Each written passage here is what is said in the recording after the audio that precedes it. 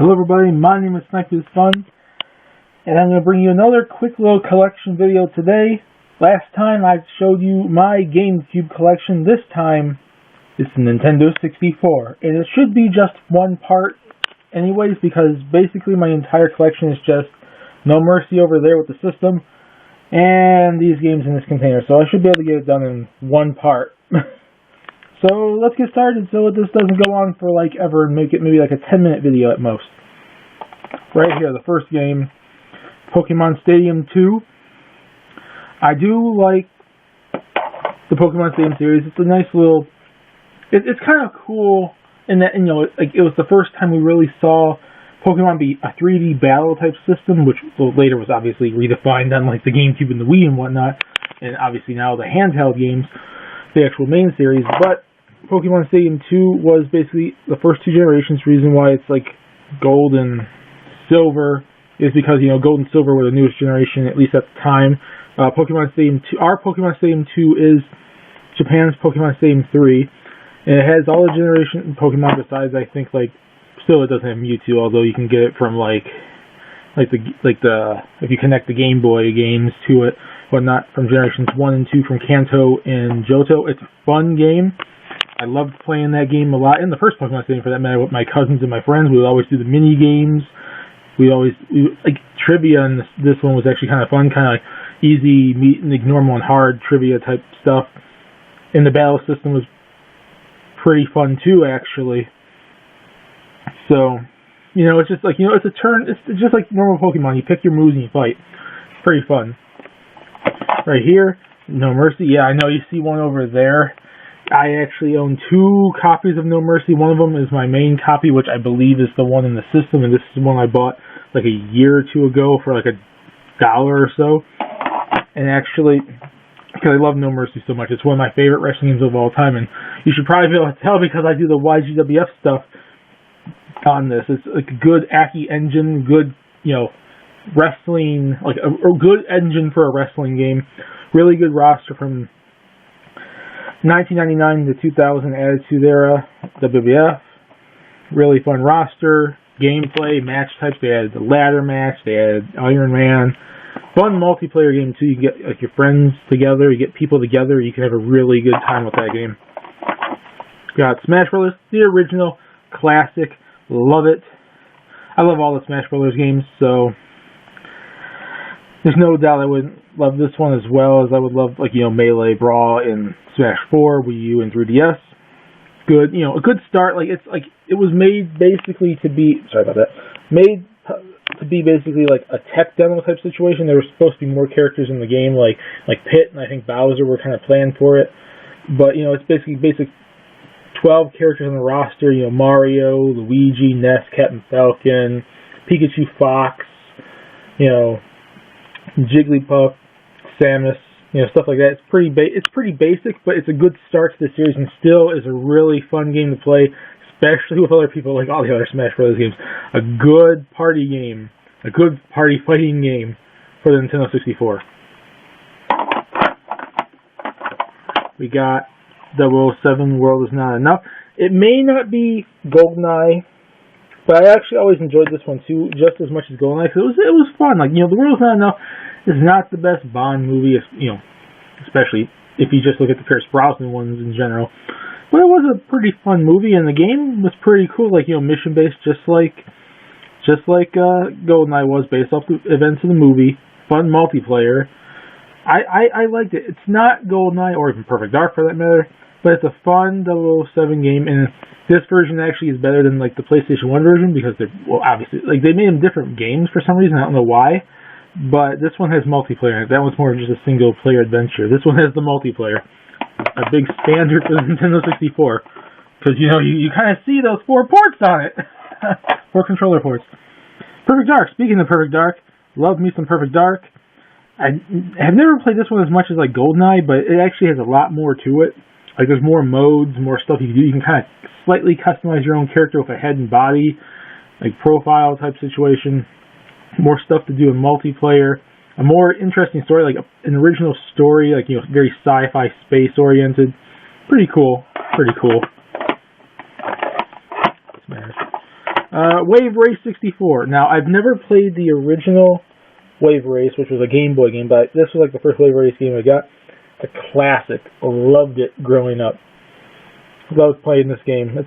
And I'm not, like I said, I'm not a big sports fan or anything, or like, really like real life type stuff, but, like 1080 and Wave Race for like, jet skis and snowboarding, pretty cool games, and they are basically simulation based in a sense, with at least a leeway bit of arcade style in it, especially with the newer ones. But this was pretty cool, classic, fun game. And here's the original Pokemon Stadium, which was Pokemon Stadium 2 in Japan. Just Kanto region, just the original 150, well, technically, it wouldn't have had Mewtwo or Mew unless you had the stuff unlocked. I don't know if you can unlock Mewtwo or anyone in this without, like, doing stuff from the Game Boy games and transferring them over, but it's a fun game. Like, I think I like 2 a little bit more because there's more variety, because then you have Johto Pokemon as well. But this is still fun too, and there's different mini games on both, and I do think they're good on both, although I might say maybe this one might be a little bit better, but I remember playing this one just as much as playing that one. We got Excitebike 64, another classic Nintendo 64 game. Kind of interesting take from like the NES game being like 2D to this basically being a full 3D game, which was basically licensed pretty much. There's actual real like motorbike, like motocross type, racers in here. And it's pretty cool, like good race, track design, just like in the NES game. You can customize your own race tracks, which I always did back in the day. It was so freaking fun. It was so awesome. I still have a lot of them saved probably on the memory packs. And overall fun multiplayer game.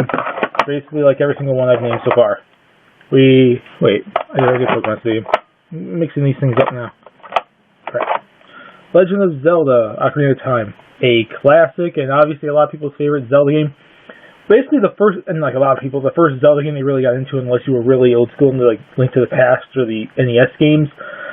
I wasn't really, I was more like Mario and F-Zero and all that back in the Super Nintendo days. I didn't get into Zelda till this game, and it was a classic. I remember playing it with my friend all the time. He has a copy. I borrowed it. I played it. I got my own copy. Really awesome game.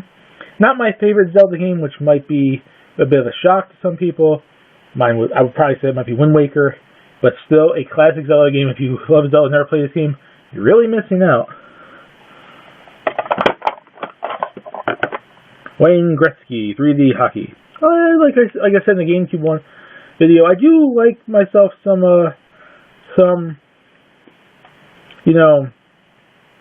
hockey game, like sports games, and like hockey is like the sports game I like the most to play, besides the occasional basketball and golf. It's, at least when it comes to like real life sports, like I played Madden before, but I'm not the biggest Madden fan. I played MLB before, but I'm not the biggest like MLB type stuff. But when it comes to hockey, basketball, and golf, those are like the 3 sports genres, the sports types that I could play like in video games, like simulation-based stuff. And Wayne Gretzky is a pretty cool 3D hockey game that's pretty awesome. Probably not my favorite hockey game, but pretty close. And judging by the time now, I am going to be on a part 2 soon, but I'm going to get through at least maybe 2 or 3 more before I go to part 2. Sorry about that. I'm just going so slow. Okay, Mischief Makers. A good classic to the N64. I never played this game back when it first came out. I got this game only a couple of years ago, and I still have to put more time into it.